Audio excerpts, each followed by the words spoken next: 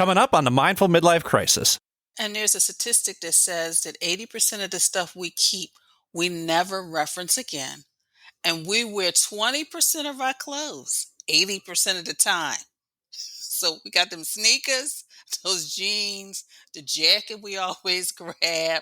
Even for ladies, the pocketbook we always take, even though we have one to match just about every outfit we own, we still take the same one every day. So it's the same premise. Welcome to the Mindful Midlife Crisis, a podcast for people navigating the complexities and possibilities of life's second half.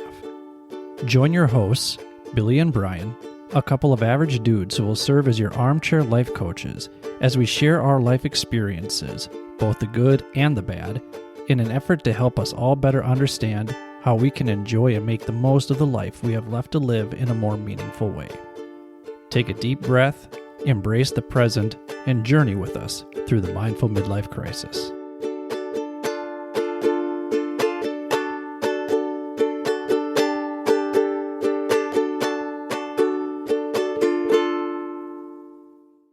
Welcome to the Mindful Midlife Crisis. I'm your host, Billy, and as always, I'm joined by my good friend, Brian, on the bass. Brian, how you doing over there, man? I'm sterling today, Billy. Sterling? What makes you so sterling today? I'm admirable. I'm excellent. I'm first rate. I'm magnificent. Yeah, you are all of those things. Sterling, mostly because of our guest today, Billy. Yes, our guest is here to make us feel a little bit more sterling. Our guest today is Janet M. Taylor. Janet was crowned clutter-free queen by Rachel Ray in 2018. She is here just in time for spring cleaning. Janet is an organizing expert with over 28 years of experience, and she is the host and producer of the Got Clutter, Get Organized podcast. Janet, like I said, is here to help us with spring cleaning so that we can declutter, we can organize our spaces, and organize our lives. I think we could all use that right now. Welcome to the show, Janet M. Taylor. I am so happy to be here with you, Billy, as well as you, Brian. I'm excited about this episode.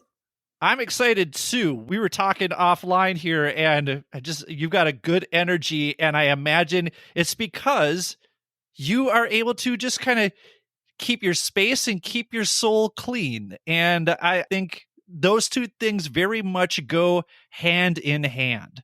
Yes, they do. I love a clear, clean space, but I also like a clear mind as well.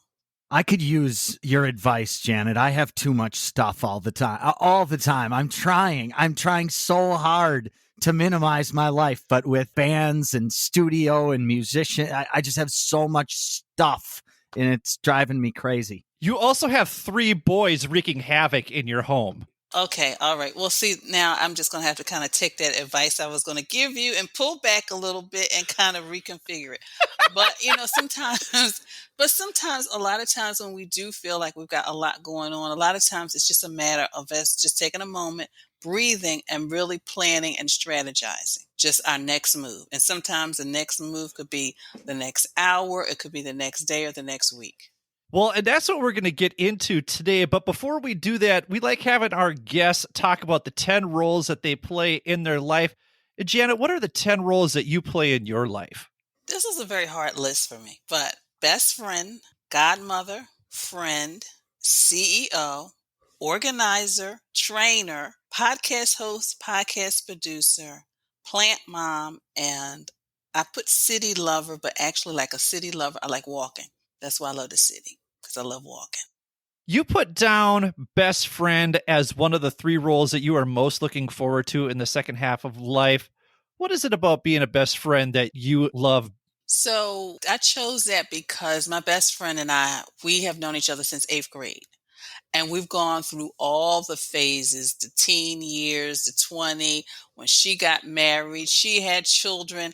And now the other day, I literally texted her. I said, who would have thought we would be having a conversation about retirement and when is the best age for either of us to retire? So I'm looking forward to that because then we'll be able to hang out a little bit more. Oh, that's exciting. Are you excited for retirement? I am excited. I already have my account set up on Social Security, and I'm giving all my friends the link. Like, look, you better go out there and find out what your age is when you can fully retire and get all your benefits. That's what it's about right now. So here's a question for you then. As a godmother, are you looking forward to spoiling those children as their godmother? Or are you not the fairy godmother? Well, see, I learned a lot. I had to learn a long time ago in regards to spoiling them. It wasn't about the stuff, it was about my time. So I've been doing that throughout their lives. And now that they are actually 25, soon to be 26 and 22, we still text each other. And the other day, the oldest one, my godson, sent me a heart. And he said, I'm really looking forward to when we can spend time together again. That's great. And Brian and I actually have talked about how I don't give my nieces and nephews presents, like tangible presents. I give them experiences. That's how I spend my money on them for their birthdays or for Christmas. And Brian, you had talked about how you do some material items for the boys still, but really they get to pick a big experience. And you and one of your boys just went, where did you go recently? Yeah, we went to Disney World, Charlie and I. So for the major milestone birthdays, 10 and 18, we said, you can go anywhere in the world and you get to pick somebody to go with you. So in this particular case, for Charlie's 10th birthday, he wanted to go to Galaxy's Edge down at Disney World. So he picked me to go. So he and I went down there for 3 days and had a great time and had a wonderful experience rather than, here's your thing that you're going to play with for a little while and throw away and probably won't ever remember. And add to the clutter in your household, right? Add to the clutter, yes, which we want to try to somehow reduce.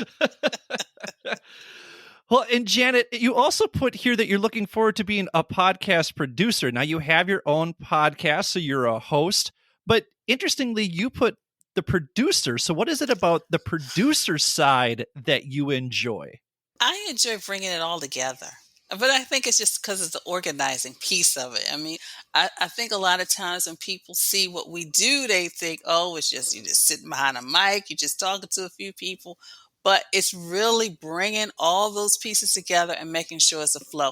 And I enjoy that. I really enjoyed it. And I want to continue doing that as long as I can. Well, again, if you're looking for investment opportunities with your retirement money, I know a small indie podcast that would benefit from an angel investor in some way. We do our best to promote people who look out for us. Did you just solicit one of our guests for sponsorship? I think you did. Listen, I heard that. I heard it loud and clear, and I will definitely keep that in mind. Here's the thing. If you are looking to declutter, I think you should declutter your bank account into ours. I think you've got a business idea there. Maybe you guys could go in business together and find people to declutter their bank accounts. Isn't that called a Ponzi scheme? Maybe we should avoid that. Yeah, maybe this is a bad idea. Maybe we should see what Janet's really got for us.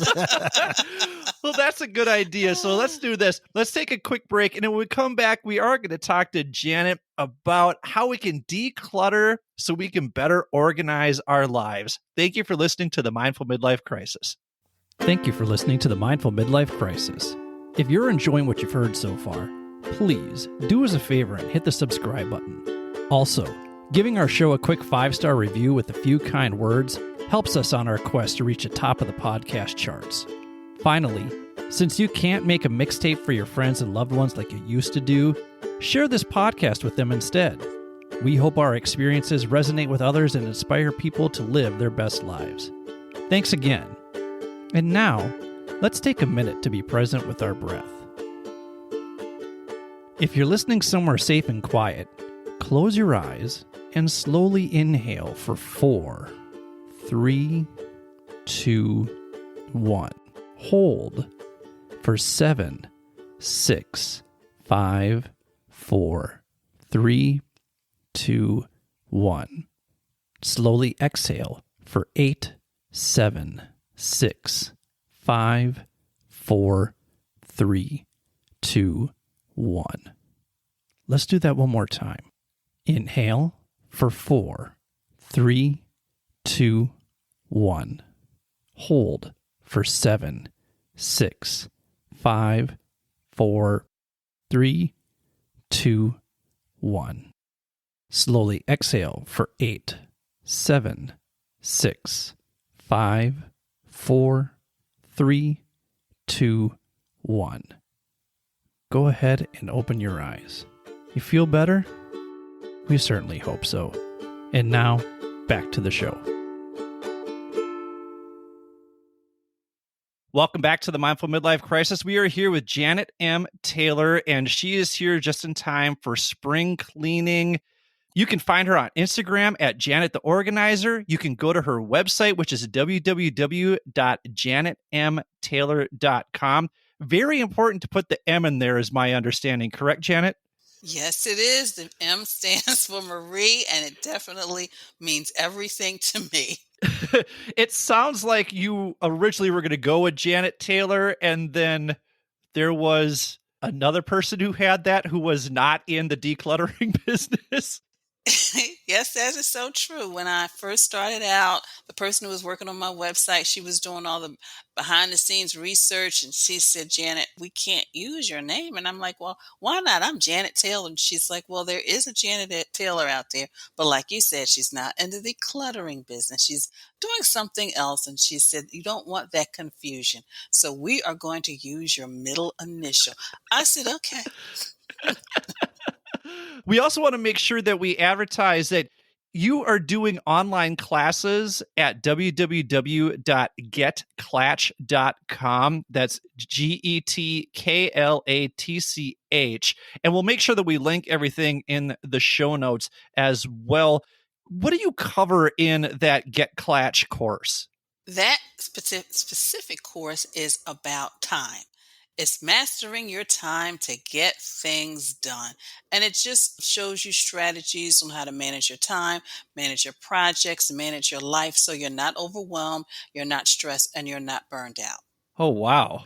That sounds like an amazing course for people to be taking right now, especially as we're going through year 2 of the pandemic. I know some things are somewhat getting back to normal, but I don't know if people's mindsets have shifted back to not feeling that burnout. So that sounds like a wonderful course. So if that's what you're feeling, if that's something that you need, go to that website. Again, we'll link it in there so that you can access that course. I was listening to your podcast, and I really enjoy your podcast because it brings about that awareness of what is it that I need? What is it that I can get rid of? I know on Tuesdays you have something like Toss It Tuesday. You have Toss It Tuesday. Yeah. Tell me more about this. I need to know about Toss It Tuesday. Janet, what is Toss It Tuesday? So Toss It Tuesday is I guess it's almost like a movement, because sometimes people are always bringing it up in conversations. And it's really just to focus on getting rid of something. Because if you toss something every Tuesday for a year, that's almost like 52 items or 52 weeks of getting rid of something. Now, of course, my latest Toss It Tuesday has been focused on the tote bag, because the average woman's bag is like anywhere from 7 to 9 pounds. And I said, if the bag is 7 to 9 pounds, how much is your tote bag? So let's get rid of anything you've read, those receipts you don't need, maybe those wrappers of stuff you've eaten, or just stuff that you really need to get rid of. And that's really what Toss It Tuesday is about. Sometimes it may be just getting rid of the charges to all the devices that you've already gotten rid of, but you still have them right around. And then you're trying to figure out, well, what does this go to? Oh, we got rid of that like 2 or 3 years ago. So Toss It Tuesday.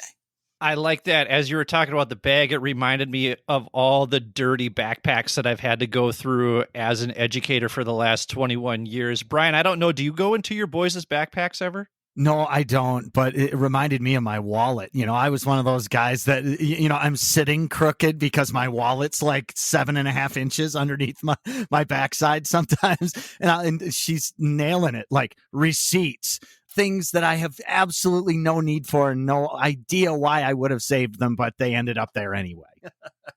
I was going to say, and this is a tip for anybody, but for the men in general, those receipts, specifically, a lot of times we have those receipts because we want to keep them for expenses. But then by the time you look at it, it's faded. You can't even Mm-hmm. tell what it is. So just Yep. get rid of it. And so hopefully you won't be sitting crooked anymore. So, what is it about an organized home that brings about joy and relaxation for you? Because when you're outside and you're working and you're doing projects, meeting clients, or just kind of dealing with outside world, when you come in, your home should be your sanctuary. You should be able to come in and you should just be able to relax. You can take your shoes off. You can just sit in your chair and just kind of decompress. Or if you just want to go into the kitchen and just make yourself something healthy, I always say healthy, healthy to eat. You can just do it knowing that when you look for something or put your hand out, it's right there and you're not frustrated because you can't find it. What I find too is with decluttering, when you buy stuff, you now have to invest time in taking care of that stuff.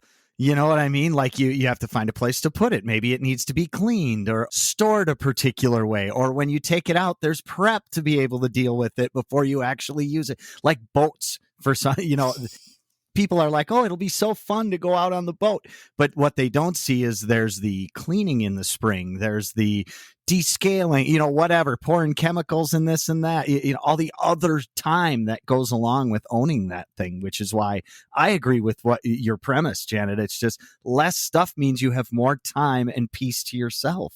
Yeah, and there's a statistic that says that 80% of the stuff we keep, we never reference again. And Yes. we wear 20% of our clothes 80% of the Wow. time.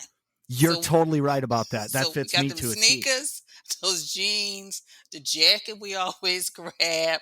Even Yep. for ladies, the pocketbook we always take, even though we have one to match just about every outfit we own, we still take the same one every time. So it's the same premise.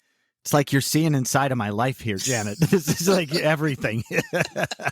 It's interesting that you bring that up because I'm packing for my trip to South Korea right now. And based on how I packed for Portugal and Spain, I'm taking about half of the clothes that I took to Portugal and Spain with me to South Korea because I'm like, well, I didn't wear that shirt, or that shirt. But I wore that shirt every day. I wore those pants every day. So I've just downsized significantly, and it's made packing and hauling that stuff around too. Like I'm going from place to place on long journeys or going on flights, and I don't want to lug that stuff around because it's heavy. So now I've just lightened the load. Like I was bringing exercise bands with me because I had fooled myself into thinking that I was going to do exercises with those bands and stuff like that. So I'm glad that I figured out that just travel simply. You're just going to wear the same clothes over and over and over again. And who are you trying to impress while you're traveling? Like you're traveling solo. You're not impressing anybody. So just simplify it, right? What do your clients say after you've helped them organize their homes? Well, it was interesting. I was with a client the other day, and I was actually just doing some work in her office, and she did a dance, and I was like, I didn't even know you could dance like that. But a lot of them are so happy. Some of them say they're Janet dependent. They just feel the stress like has left them because not only can they see floor and spaces, but it's also easier for them to find things. So it's just like that tranquil feeling. You can consider a dance a 5-star review, I think. For I'm this pretty sure client, he's- yes, for this client particularly, yes, I could. She put her hands up in the air and she just did a dance because she was just so happy. And it was really all I did was just organize because she's a very visual person and she likes to see things, which I can understand with some people. So I just kind of brought some order to her bulletin board in her office, and that was it. And she came in, I said, turned her around, and she was like, and then she just did a dance. So yeah. Oh, you did the big reveal. I like that. Yeah, it was a big reveal. And then sometimes it's just not necessarily the client per se, but sometimes who they hire me to work with. So one time a woman, she hired me to work with her sons because she said, if I work with them, it'll be screaming, it'll be hollering, it'll be crying. So basically, they went to their rooms and I went back and forth. And she was amazed at how much they were willing to get rid of. But also in that moment when she was saying how the youngest one wasn't organized and couldn't hang up his things, I said, well, maybe he couldn't do that because he didn't have any hangers. That's what we discovered in all of this. He needed some hangers in there, but also because his system had to be a little different because he was getting all the hand-me-downs from the oldest brother and his room couldn't contain it. So sometimes it's just those little discoveries. And she's like, wow, I didn't even realize that. But I mean, my clients, they sing, they dance, they bake me things, which is always wonderful because I have a sweet tooth. That reminded me of two things. First of all, one thing that I like to do is I hang my clothes one way at the beginning of the year. And then when I wear that outfit, then I switch the hanger to face the opposite direction, because that way it clues me into what I'm wearing year after year after year. And if that hanger doesn't switch directions, then I know that I didn't wear it and I should probably get rid of that outfit. Now, I don't always do it because sometimes I have a sentimental connection to that outfit, or I convince myself that no, this will be the year that I wear that shirt. I do the same thing. But there have been times where I have gotten rid of stuff just because it's like, you know what, I haven't worn that and I don't feel connected to it. The other thing, when you talked about handing down, I get on my dad's case because his house is so filled with clutter. And I'm like, Dad, have you ever thought about getting rid of this? You ever thought about getting rid of this? And do you look at this stuff even? And he's like, yeah, I look at that stuff every day. He doesn't, but he's convinced himself that he does. And his response is always, I'm not dead yet, Bill, so quit trying to get rid of everything of mine. And so to which I have no response. But the one thing that I'm noticing and that I'm starting to feel bad about is particularly when I walk downstairs at my dad's house, I'm like, there's so much stuff here, but it's a lot of stuff that I left at his place. And it's like old pictures or old weight equipment, stuff like that. And it's like, oh, I'm part of the problem here. And I wonder, how often do you run into that where it's adult children like me who are cluttering their parents' homes? So one year I was really feeling led and I went on Facebook Live and I told all my friends, I said, this Mother's Day, I am asking you to go to your parents' homes and get all of your stuff and take it with you. That is what you can do for your mother this Mother's Day. And it is a lot of times, I don't know, it could be an emotional thing going on, but there are a lot of parents across the country and around the world who have their children's stuff. And sometimes I work with clients and they'll have a box of their children's things. And I said, well, did you call them? Because the child has gone on, has a house of her own, children of her own, but she still has the stuff from college. And she said, my daughter said I could throw it out. I says, well, if your daughter said you can throw it out, then I suggest that we need to get rid of. We can donate what we can donate and throw out the rest. But sometimes it could be an emotional attachment. But a lot of times I think it's the children who need to just go with boxes, maybe a truck, and just take all that stuff out of the parents' homes. My mom, and actually more my dad, has been giving me stuff for the last 20 years. Every time I go there, I get sent with stuff. But the real confession here is my mom saved a lot of stuff to the tune of she needed a pole building to put it on. I'm talking like an 80 by 150 foot pole building. And it took my dad 5 years to clean that thing out when he finally did, because my mom was incapacitated and couldn't move anymore. So she's half paralyzed, but it took him 5 years to clean that thing out. That's how much stuff was in there. I mean, it's some of the things, that our parents keep. I mean, my mother had every report card. And then, of course, when she passed away, I inherited that stuff. But then I was keeping it, and I said, now, wait a minute. Who cares what my grades were in the third grade? And if they do, well, I'm sorry, but these things are going. And I just got rid of them. People are like, you got rid of your report cards? Who cares? And then sometimes you just have to give a little nudge to the parents. Like, okay, I don't want it. Do you want it? Are we going to use it? And then kind of let it go. Because there's a few reasons why people sometimes hold on. So, of course, those reasons are, the first one is hoarding.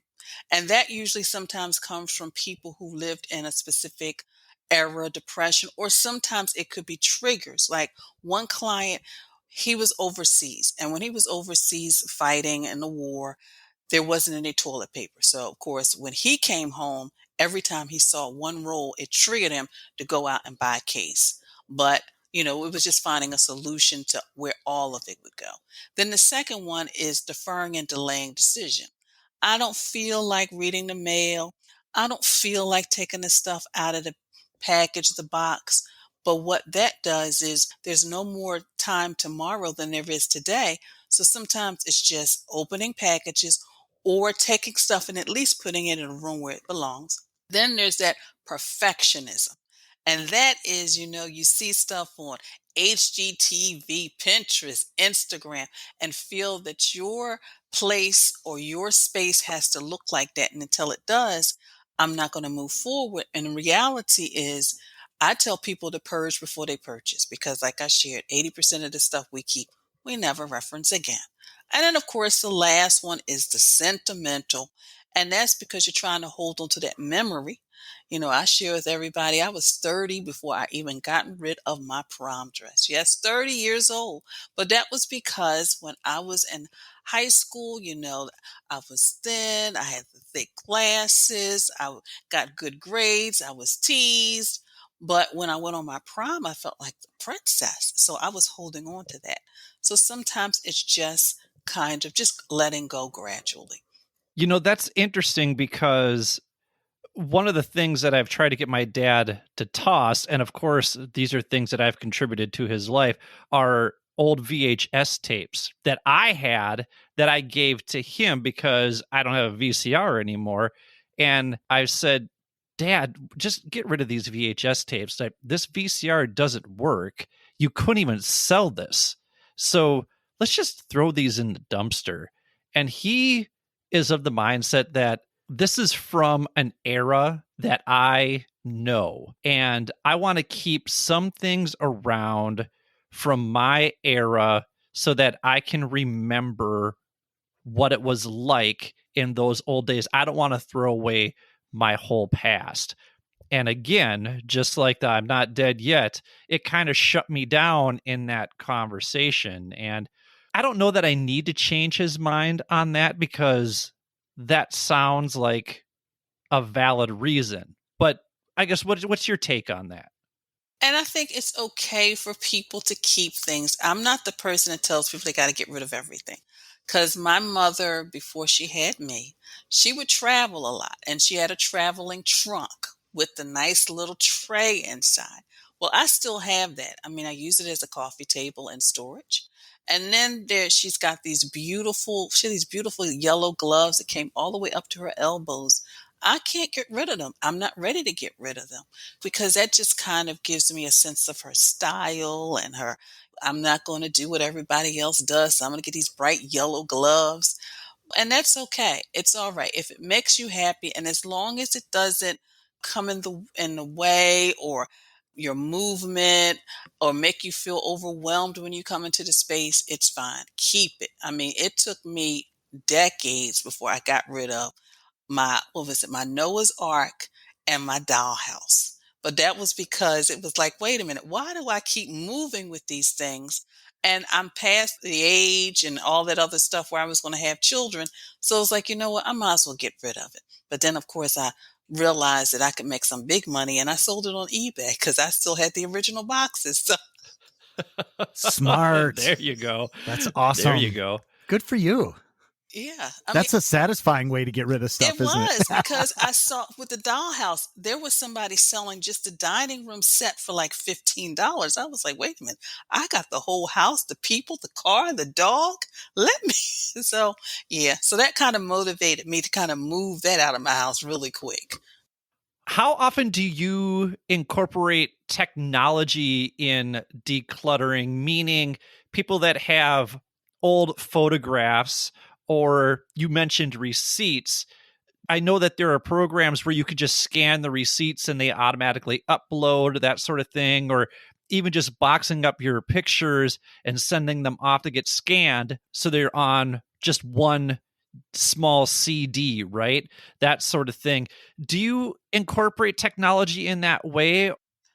I love technology. I do suggest it. And there are some clients who are more than willing to embrace technology, but then there's also those clients who are like, I'm just not ready. When I talk about reducing the paper clutter, have you thought about getting electronic statements instead of the physical statements, or electronic notifications when bills are due? And some people are ready to embrace it and some aren't. In regards to photos, I personally spent a summer just organizing all of the photos my mother had taken because she was a photographer and she also developed all her photos.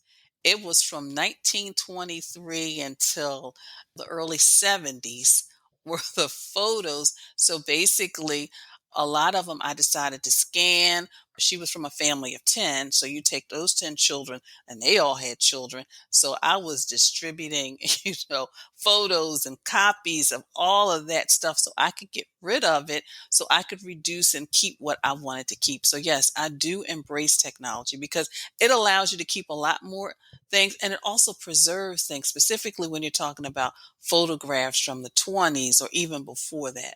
That's a super cool thing to do, Janet, that you did that for everybody too, because it's a piece of their history too. It's like that. I would find just looking at those photographs fascinating for the history aspect of it. And That's it cool. it was exhilarating for me because I was like finally organizing, because they were in so many bins and there were the negatives. Some of those negatives from were 1923, and just That's to be amazing. able to release them.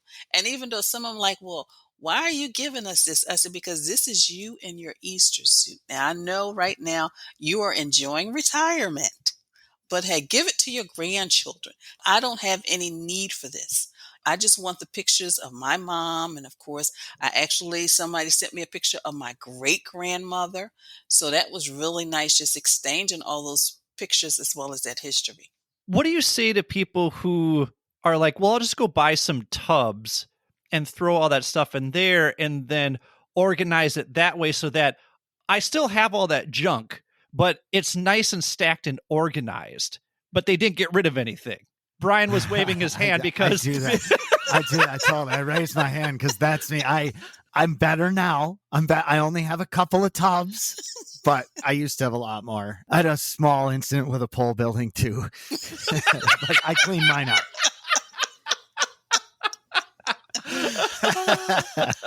Well, I always suggest to purge before you purchase. So at least kind of categorize and see what you really want to keep. And if you do want to keep those things, then put them in the tub, but also label the tub. So at least you'll know, okay, these are all the Christmas decoration. These are all the kids' toys. These are all the clothes that right now nobody can wear from sizes 5 to 7. So at least that way you can save yourself time and frustration when you do go back in that bin. And then you look, because everything is like categorized. Because what you don't want to do is just kind of dump everything. You're looking for something. You open up that bin. It's a combination of all kinds of things. And then you're getting frustrated because you're wasting time and you need whatever that is. So categorize and then label. And then you can stack. Brian and I are from Minnesota, and the one thing with regards to tubs that blows my mind is I know people who do this. They have a tub for their winter clothes and a tub for their spring and summer clothes, and they'll clear out their closet when winter rolls around from their summer clothes and put all their winter clothes in there. And I'm like, you have a lot of clothes. Why do you have so many clothes? Like, you have clothes for all seasons of the year? That is mind-blowing to me, because as I am trying to simplify things, and we had a conversation with Brian Gallagher, who you can follow him at the Simple Man Guide.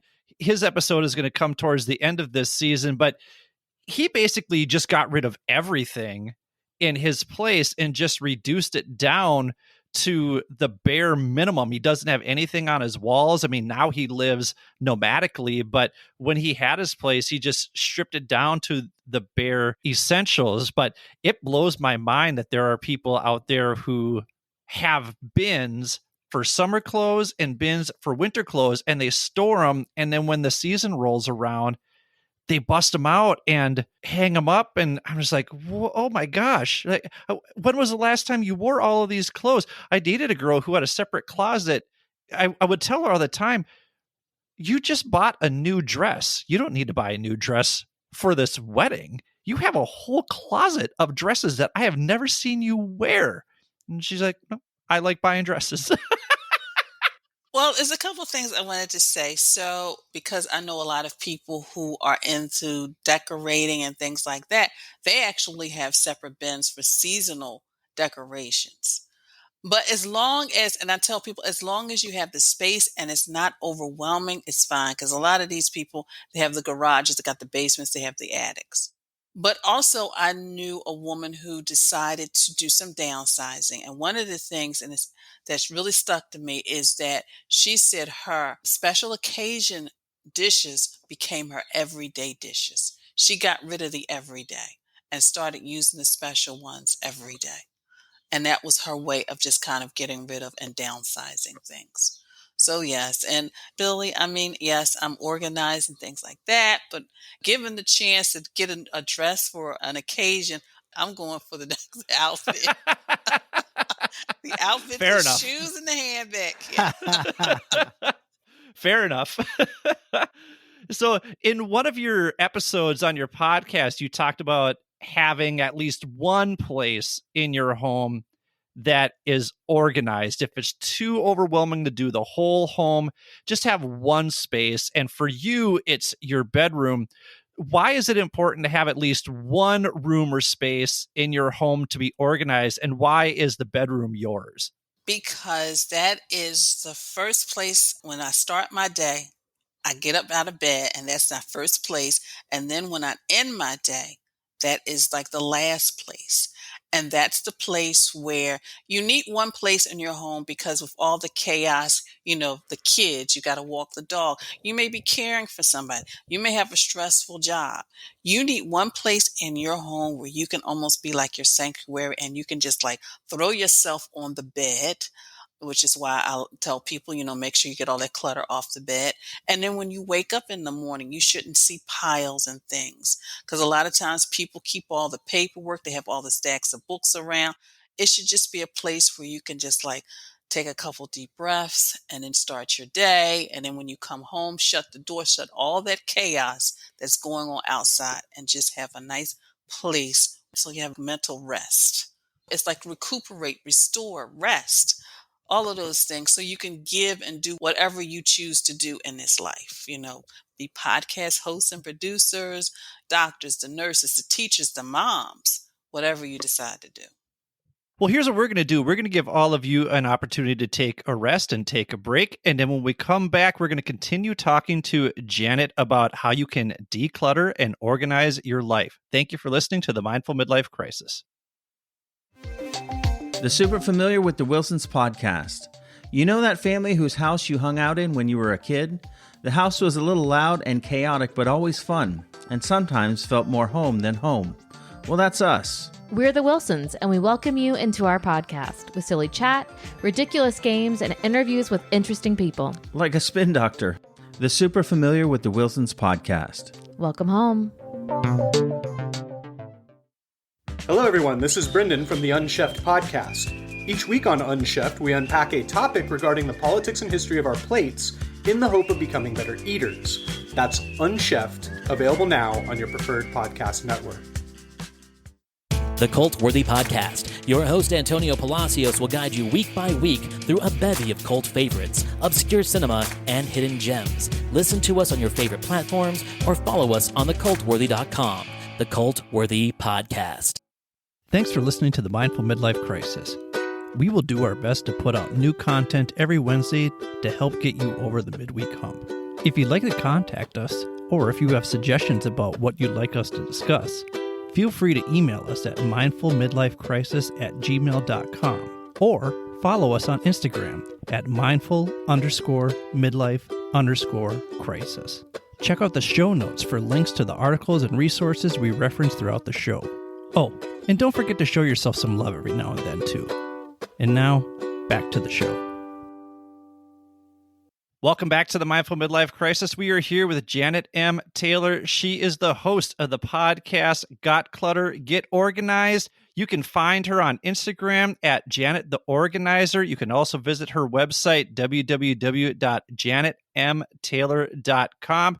She has a class that she is offering on Clatch. You can go to that at www.getclatch.com. Of course, we will link all of this stuff in the show notes. Be sure to check those out. We have really valuable information for you in there, like how to get in contact with Janet, which I imagine many of you want to do because this episode is coming out in April, and April is prime spring cleaning season. So, Janet, neither Brian nor I are big New Year's resolution guys. And considering New Year's resolutions fail, why do we put that much pressure, like we do with New Year's resolutions, on spring cleaning when we have 3 other seasons to declutter and organize our lives? I think you actually talked about in your podcast that it has something to do with our biology. Is that correct? Well, yes. And because, those other seasons, specifically winter, fall and winter, our houses are closed. We're indoors. All of a sudden, the weather changes. It's getting nice outside. We open the windows. We open the doors. So that's what the whole spring cleaning is, because we want to kind of give everything a refresh. But in reference to New Year's resolutions, I suggest to people, you create your own new year. Like for me, because my birthdays, I was born in September. September is my new year. So that's when I really kind of look at my goals and things like that. But also in regards to just the new year, it's really more or less looking at what changes do you want to make? Do you want to better manage your time? Do you want to spend less time on your stuff or on the things in your life? So look at those in regards to your New Year's goals instead of like just those New Year's resolutions. I like that because when I was working in education, my new year actually started at the beginning of the school year. That's when my New Year's resolutions were. So I appreciate that. That's a nice way of looking at that. Where do people fall short when it comes to spring cleaning? I think a lot of times people think they can do a lot more than the time that they realistically have. One time, a woman called me in October, and she wanted to have her entire home organized by the end of the year. 3-story home. So I just asked her a few questions. I said, well, who's hosting Thanksgiving? I am. Well, who's hosting Christmas? I am. I said, so right now you're talking maybe 2 or 3 weeks of prep, house cleaning, decorating, entertaining that have been taken off of your schedule. And then she was like, oh. And then also you work full time. You've got children that are very active in sports, football. So that's football season. I said, so really we're talking about realistically maybe 5 days dedicated to this project. So a lot of times it's just looking at really realistically what I can do. So you decide, okay, it's spring clean, I'm going to do the entire house. Well, what do I really need to focus on? Maybe because everybody's just a little rush when they're trying to find something to wear because they go out the house with mismatched shoes and socks. Maybe we need to focus on the closet.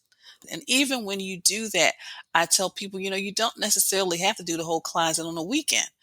I do my clothes, then I'll do my shoes, then I'll do the handbags.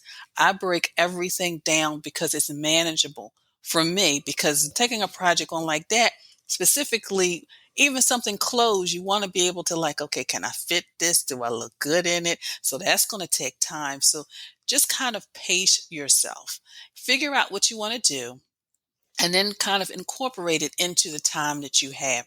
Realistically, looking at, I'm a parent. I'm also taking care of Aunt Mary. I've also got the dog to walk, and I've got a couple of projects at work. So be realistic about what you can take on. I like that because it sounds to me like basic goal setting, and that you don't want to go with the large goal. You want to start with small goals, which really relates to Toss It Tuesday, right? I mean, that's what Toss It Tuesday is just a consistent small goal in order to declutter piece by piece by piece throughout the year. I really like that. That is so true. I mean, it could be something as simple like maybe you're just frustrated with the way things look when you enter the house. Well, if most people take the shoes off when they come in, so that could be just as something as getting a shoe rack, putting it right by the door, and just making sure the kids know when you come home, you put both shoes here, not to kick them over there. And then that'll be one thing. And then maybe the next week or in a couple of more weeks, maybe get some hooks so that people can hang things like the book bags or their coats when they come in. And then maybe third week or fourth week, you get a nice little container. It could be a basket. It could be a decorative box. Every time the mail comes in, we just put it in here for mom and dad. And then whenever mom and dad gets to it, it'll be in one location.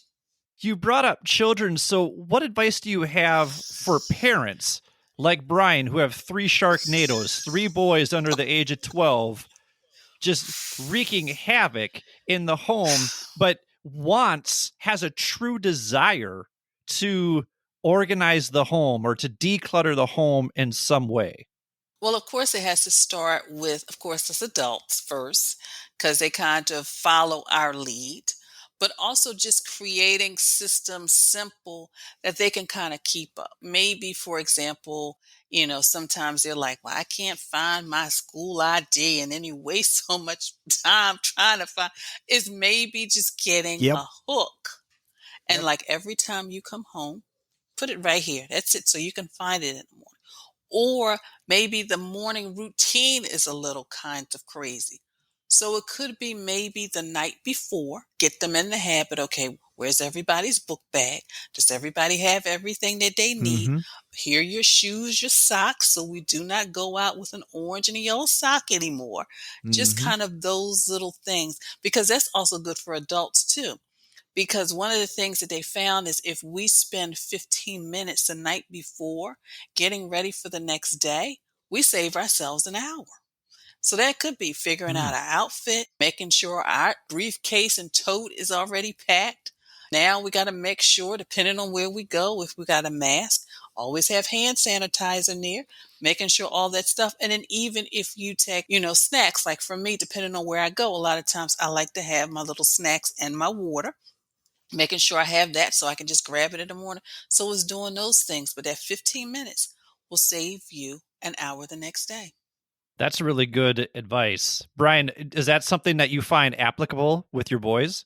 I do a lot of the stuff she's talking about now. Yeah, exactly. I prepare before, I lay out my clothes the night before, because when I wake up in the morning, I don't want to have to disturb everybody and be loud in the morning because I get up before everybody else. So did it out of necessity. But when you say it saves you a bunch more time, you're probably right. It does. I did it for a different reason, but the result has been exactly what you said. It's like I feel in the morning, I'm ready to go. I can jump right into my shower, get my body ready, start heading into work, that kind of deal.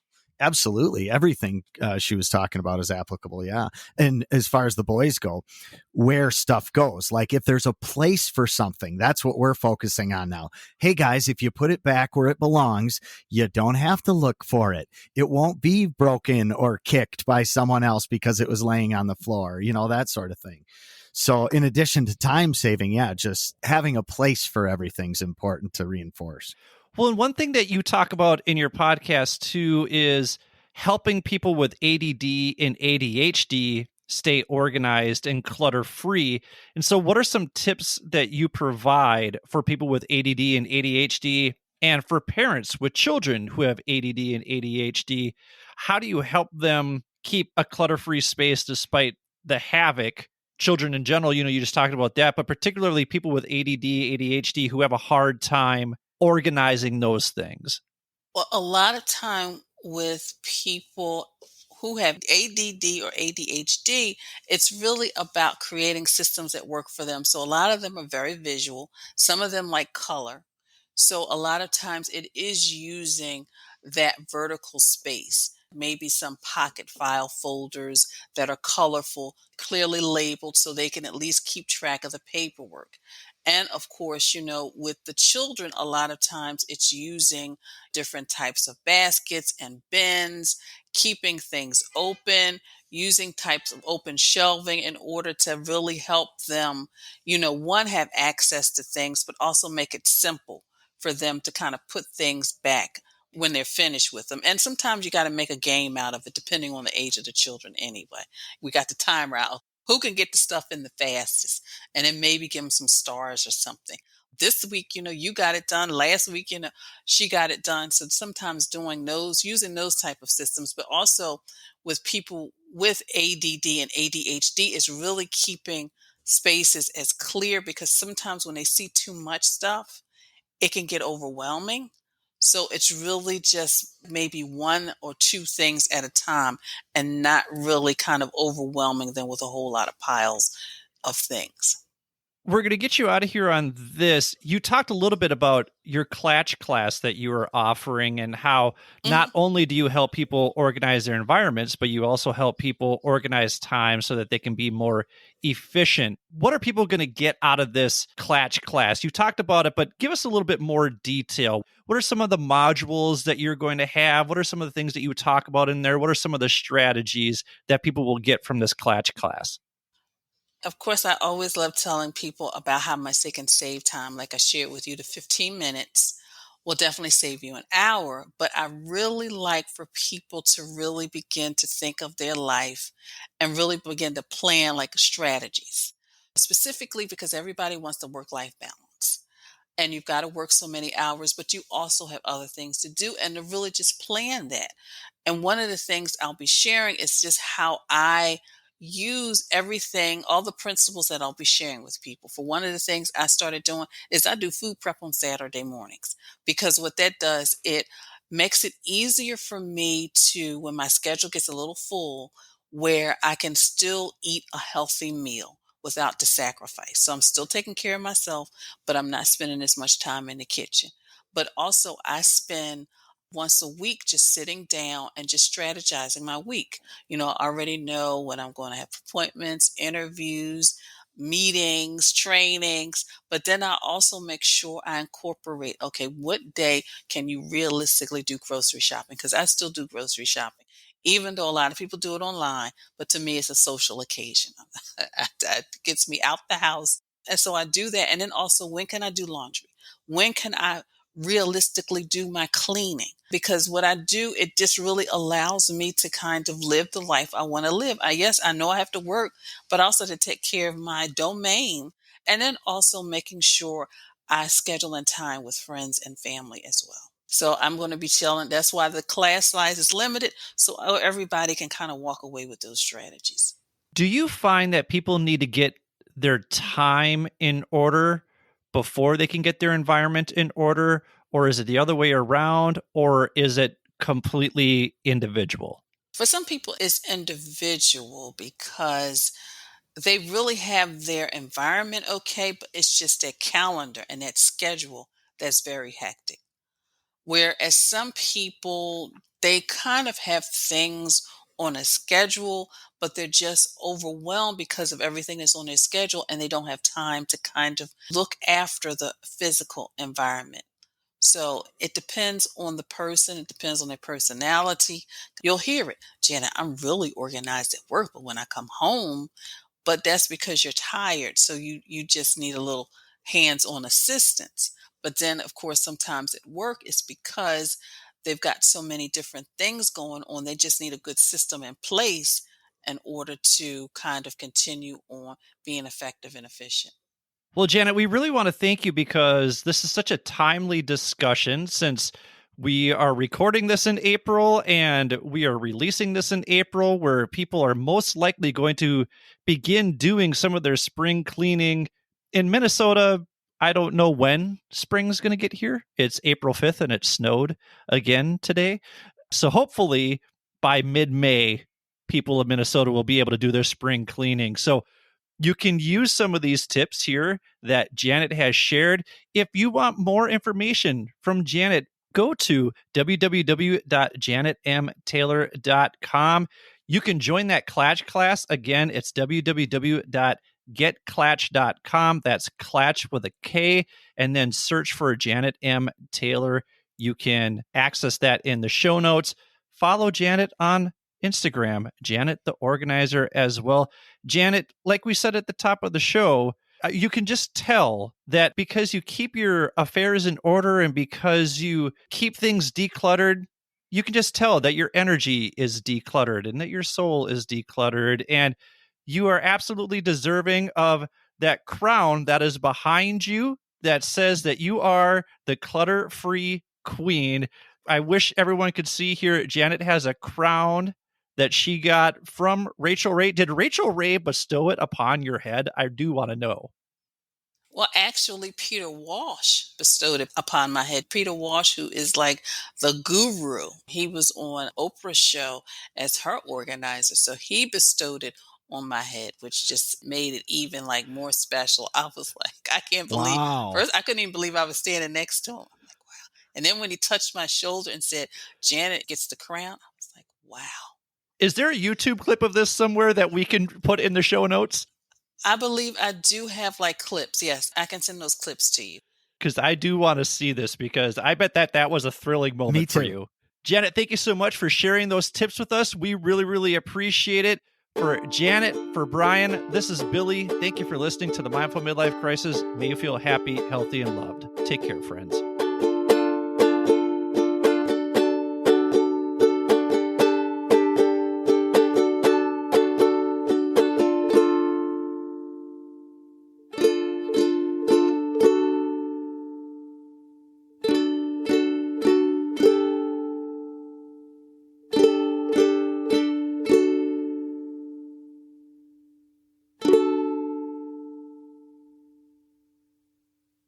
Thank you for taking the time to listen to the Mindful Midlife Crisis podcast. We hope you enjoyed this week's episode. If this episode resonates with you, please share it with your family and friends. We will do our best to put out new content every Wednesday to get you over the midweek hump. If you want episodes to be downloaded automatically to your phone each week, all you need to do is hit the checkmark, subscribe, like, or follow button, depending on what podcast format you're using. While you're at it, feel free to leave our show a quick 5-star review with a few kind words so more people like you can easily find our show. If you're really enjoying the show and you want to help us out, feel free to make a donation to www.buymeacoffee.com/MMC podcast. That's www.buymeacoffee.com/MMC podcast. You can also access the link in our show notes. We use the money from these donations to pay whatever expenses we incur from producing the show, but ultimately, we record this show for you. So if you keep listening, we'll keep recording and releasing new episodes each week regardless. If you'd like to contact us, or if you have suggestions about what you'd like us to discuss on future episodes, feel free to email us at mindfulmidlifecrisis@gmail.com or follow us on Instagram at mindful_midlife_crisis. Be sure to check out the show notes for links to the articles and resources we reference throughout the show. Thanks again for listening. May you feel happy, healthy, and loved.